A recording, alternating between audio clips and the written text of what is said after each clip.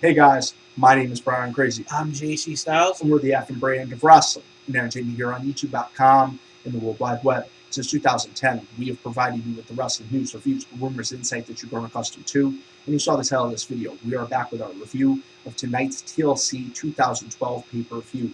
TLC took place at the Barclays Center in Brooklyn, New York, December 16, 2012. There was 8 matches on the card, and there was a pre-show match. It was a Cena's Little Helper match for the number 1 contender for the Divas title. We'll jump right into that contest. It featured Naomi, Layla, Caitlin, Alicia Fox, Natalia, Tamina, Oksana, Rosa, and Cameron. Yeah, wasn't really nothing too special in this. It was just a quick pre-show to set up for the Divas match later in the night. Some good action, but overall, it really wasn't anything really too special. I mean, it wasn't like pay-per-view caliber, so it could have been easily maybe done on maybe a Monday Night Raw or a SmackDown. Exactly. It was a match just to show you an example of what was going to happen tonight. And I'm a firm believer that these pre-shows are the last way to sell this pay-per-view. So why not put a little bit of a higher caliber match on it? Now, I understand what they were doing is set up the match later in the night, and it wasn't a bad contest. I mean, all the Divas went out there, gave it their all. Even surprising effort from Naomi, Cameron, who were actually Brodus Clay's valets. Oksana was out there tearing it up. Tamina. I mean, it was okay for what it was. Really, Naomi has a lot of wrestling talent, though. I was pretty surprised in that. You can tell she's still green around the edges, but she's learning.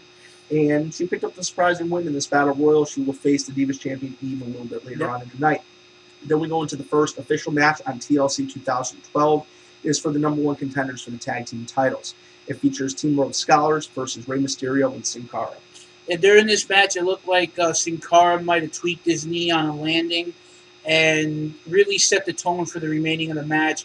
He really wasn't as quick. You saw him as he was running the ropes. He was like struggling to get through it. But the thing is, I don't really understand. I still don't understand how everyone is really getting on the whole Sin Cara and botching everything. Honestly, I think over the last several weeks, the last several months, Sin Cara's getting really good in the ring.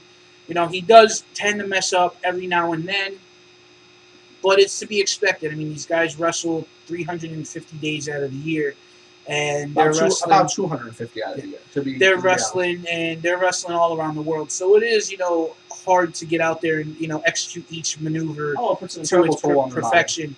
And I mean, there's still to this very day, there's people still putting them down, and I honestly would like to see them get in the ring and do better. Wrestling fans are some of the harshest critics. I mean, even me and you, when we have some of our discussions, I think sometimes we even are a little harsh. And then you see other wrestling fans, and you're like, wow, we're moderate compared to how other wrestling fans are judging the product. And when it comes to a guy like a Sin Cara, who came over from Mexico, down in Mexico, they wrestle a different style. They wrestle to one side of the body. Here in America, they wrestle to the other side of the body. So the transition into that different style of wrestling has been a little bit tougher for him compared to other superstars. Exactly. But like JC said, these are human bodies. There's physics at play. Not every superstar pulls off every single maneuver with perfection. There's going to be issues. There's going to be mess-ups. There's going to be botches, if you want to call them that. And it just happens. They're human bodies. And like they say, you can't learn how to fall. You can learn how to execute the maneuvers. You can learn how to be safe in the ring and safe with your opponent. But you really can't learn how to fall. It's a human body. It's going to go where it wants to go. Exactly.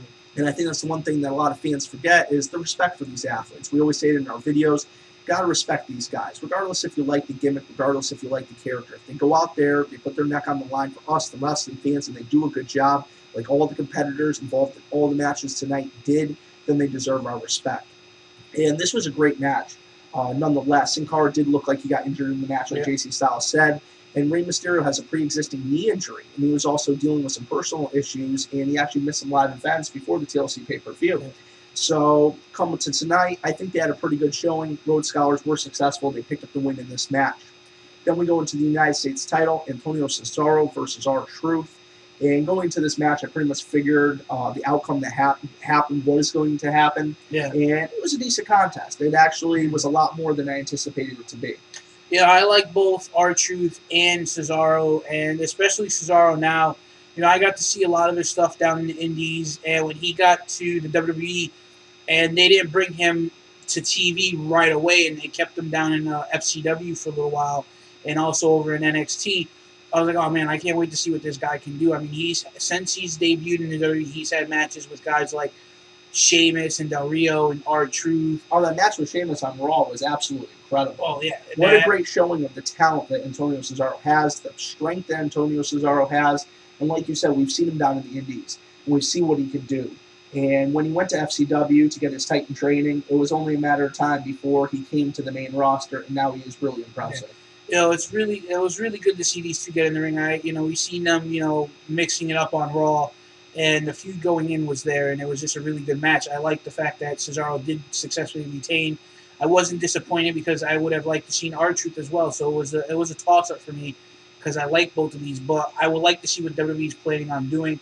Maybe have him drop the United States title, maybe do something. Maybe sometime soon in the main event, maybe have him, maybe possibly predict the Royal Rumble win. I could see Antonio Cesaro being a future world champion. Now, I don't know if he's going to win the Royal Rumble and get it that quickly, but I could see him being a future world champion at some point in the future. Now, like JC said, Cesaro picked up the win in this match. He successfully retained. And I agree as well that with JC Styles that I would like to see either man. I mean, two great competitors, two guys that I like, but I was happy that Cesaro held on to the strap. Then we go into the Intercontinental title match, and going into this match, it's kind of a mismatch in my opinion. You have Kofi Kingston, who's the Intercontinental Champion, and then you have Wade Barrett, who's now going for the IC title, which is, a lot less than his previous ambitions of, taking over the WWE, enslaving John Cena, all the other things that Wade has done in his several-year history on the main roster. I mean, the thing about Wade Barrett, and a lot of people don't want to take a deeper look at it, was I did a video a few days ago, my WrestleMania 29 match card, stuff that I thought that fans would be interested in seeing. And I'm seeing a lot of people putting down Wade Barrett, and not a lot of people understand that the WWE is very high on Wade Barrett, and so are some of the legends and the veterans in this business. Undertaker being one of them. Undertaker has a lot of stroke in backstage still, and he said it numerous times that he is very high on Wade Barrett and expects big things from Wade Barrett. And, just to see people put him down and say, oh, he's garbage or he sucks, he's a jobber. And, going into this match with Kofi, it was either going to be a hit or miss. I mean, the guy just came back from an elbow injury, dislocated elbow, and I can understand that. I can understand that they want to try to push him slowly to get to where he was. This guy was in the main event in 2010. Had a fire 2011 year. He did, kind of fall off pace when he did the whole core thing and he was Intercontinental Champion, had that feud with Ezekiel Jackson. Well, the Nexus ended so oddly, and the new Nexus started, and then the genesis of the core wasn't too bad. It's when it started to fizzle out, did it start to lose steam, and he started to lose momentum. Then he started to pick up momentum, and he had that great feud with Randy Orton and Sheamus, and then the injury happened. And that's what, pushed him back. And I think a lot of the fans in the IWC and the YWC miss the old Barrett. They miss the Nexus Barrett. They miss the Barrett that hails from Manchester, England versus the bare knuckle fighter Barrett, which they are similar, but they are very different. But at the end of the day, Kofi Kingston was successful. He picked up the win over Wade Barrett, and he is still your Intercontinental Champion.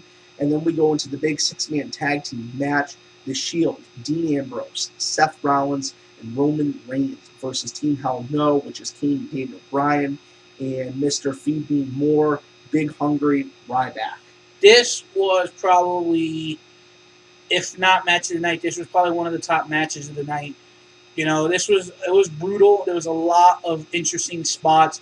There was a lot of doubts going in that if this was going to be a quick squash and that the Shield was going to get put down quickly, because not a lot of people, not a lot of people understand. Oh, who are these? Especially like the younger fans that don't follow, what goes on behind the camera and what goes on backstage, and follows a lot of the younger guys coming up in this business that were like, oh well, who are these three guys, and why are they going to put them on the pay-per-view in a TLC match?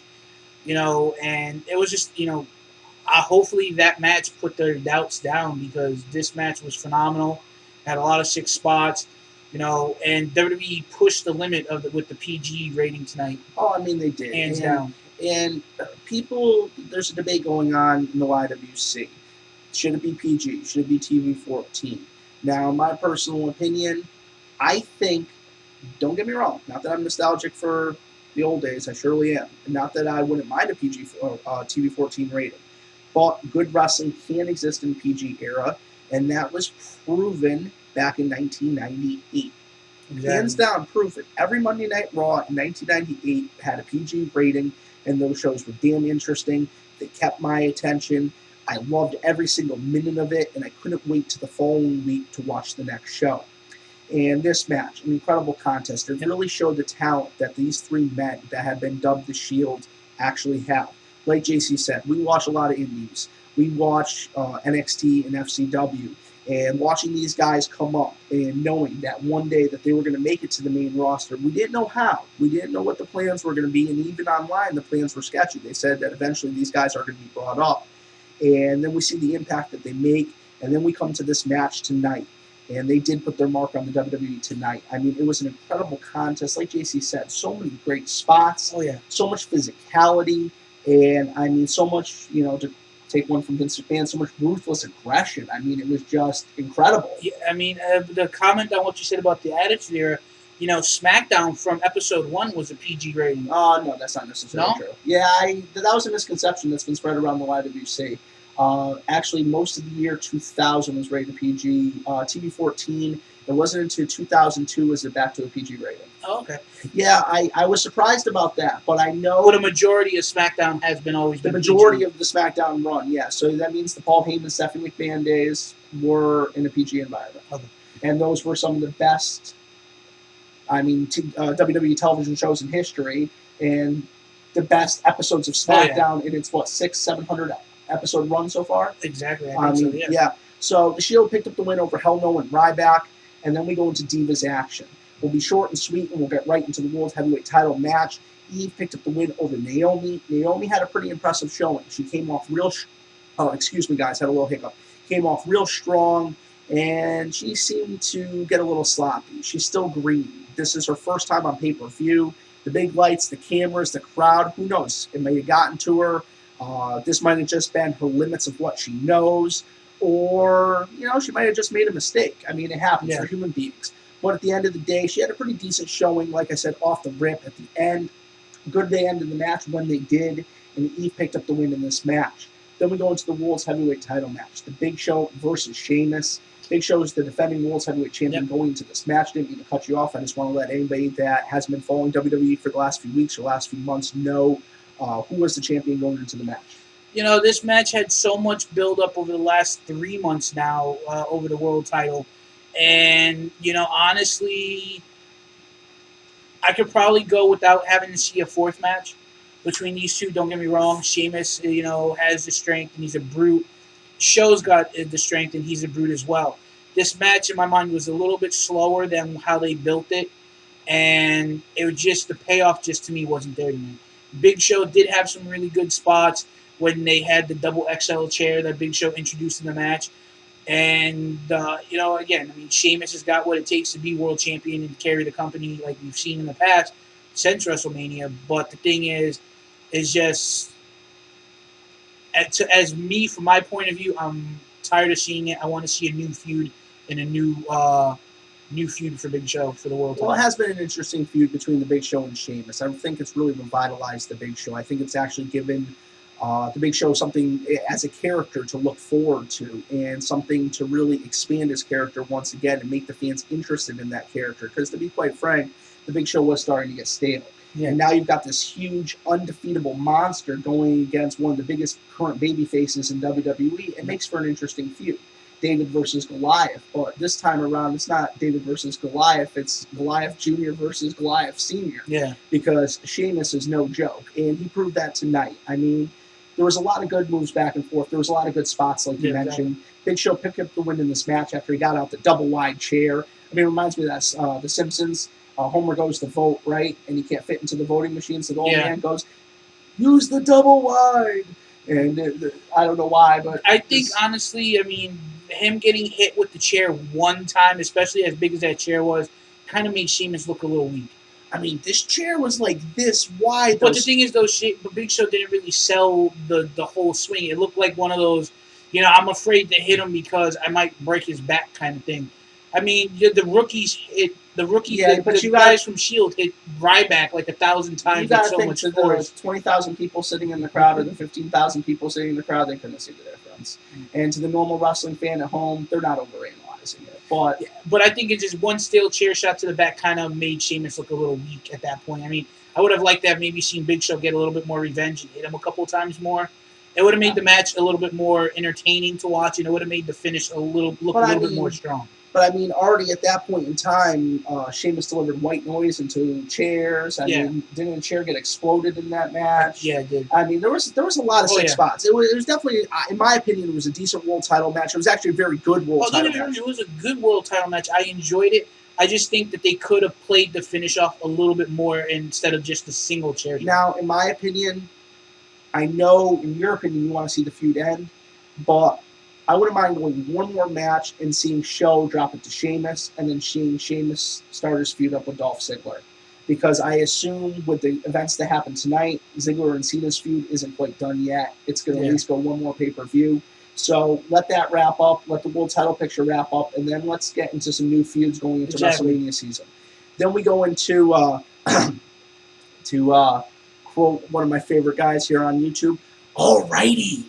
Then we go into a 6-man tag match. Yeah. 3-man jobbers. They're jobbers, goddammit. They're jobbers. 3-man jobbers versus The Miz, Del Rio, and the Brooklyn Brawler. A jobber. Come on, people. Anyway, so with that being said, this match was actually set up earlier in the night. The 3-man band came out and kind of were heckling The Miz, then started heckling the Spanish table and the announcers. And then Ricardo comes out, and they started picking on Ricardo because he's Spanish as well. And then Del Rio came out, and there was a big brawl. And then Miz got involved because he was shoved. And then they wound up coming out to the 6-man match. They found out that they're going to find an opponent later in the night. Yeah, that initial segment, Ricardo and Alberto actually got a pretty surprising pop from the and the audience. The thing is, what I don't understand is, you listen to the fans.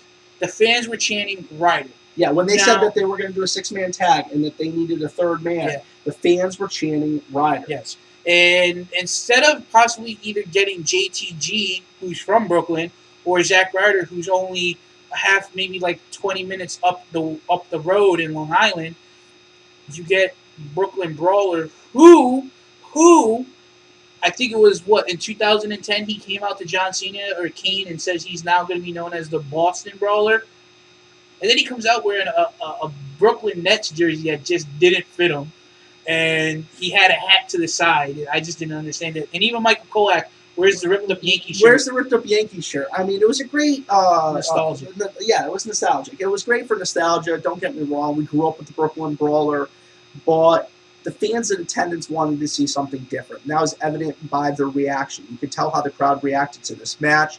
They wanted to see something different. Now, for the fans sitting at home, it was great to see the Brawler for a minute. I mean, there was 8 matches on the card, so you throw in a little nostalgic moment. I mean, it was 3-man band, for Christ's sakes. I mean, how much worse can it get? I'm sorry, guys. I just don't see it. Heath Slater makes sense. He's the one-man rock band, Southern rock guy, whatever he wants to call himself this week. Band makes sense. Then you have Jinder Mahal, an Indian aristocrat that's now wearing leather pants and still acting like a heel the whole time. And then Drew McIntyre with his black eyeliner and looking like an actual Rose reject. When I saw the eyeliner, I was like, wow.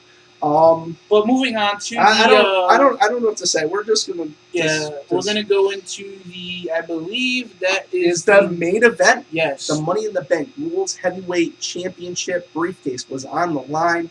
Dolph Ziggler defended his briefcase against John Cena. I called it at the beginning of this pay-per-view, and I'm going to take this match real quick. I'm going to say this match was phenomenal. It is hard for me, someone who is a fan of talented wrestling, guys who have what it takes, who have an unlimited moveset, who don't always utilize everything in their arsenal. Guys like Cesaro, Punk, Daniel Bryan, guys over in TNA like Samoa Joe and Christopher Daniels, and some of those guys, some of the guys, and Chris Hero. Well, real quick before, I don't want to interrupt you, but to further on what you just said, and I think that's one of the things that's being lost in modern day wrestling and why less and less fans are interested. It's not that they don't want to see technical wrestlers and they don't want to see matches full of incredible spots, but they also want to see old school matches where it wasn't all about the moves. Because, I mean, Hulk Hogan, you never saw his limitations. You never noticed that he did 5 moves of doom. That was into the later years.